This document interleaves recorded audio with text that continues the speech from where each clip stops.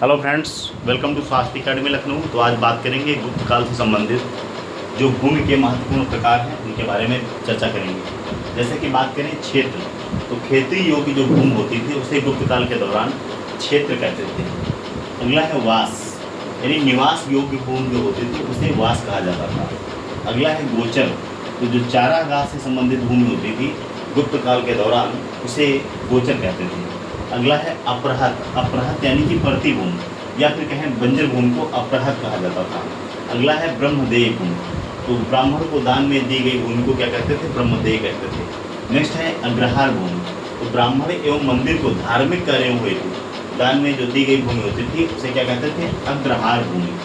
अगला है देवमात्रक भूमि, इंपॉर्टेंट है, पूछा गया है। वह भूमि जिस पर वर्षा के जल से कृषि कार्य होता था उसे देवमात्रक भूमि कहते थे। और इसका जस्ट अपोजिट है अदेवमात्रक, यानी जहाँ कृषि कार्य कृत्रिम संसाधनों के द्वारा किया जाता था, कृत्रिम साधनों के द्वारा किया जाता था, उसे अदेवमात्रक भूमि कहते थे।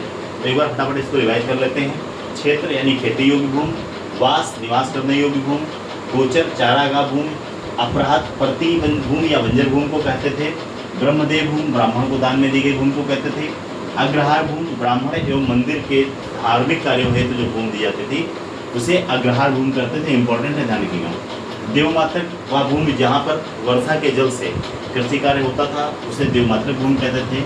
और जहाँ कृषि कार्य कृत्रिम साधनों से होता था, यानी कि वहाँ पर वर्षा के जल का यूज नहीं किया जाता था, उसे अदेवमात्रक भूमि कहते थे। तो ये गुप्त काल में भूमि के प्रकार से संबंधित जो कुछ शब्दावली है, यहाँ से क्वेश्चन बनता है एग्जाम में, तो इसे आप याद कर सकते हैं। Thank you very much.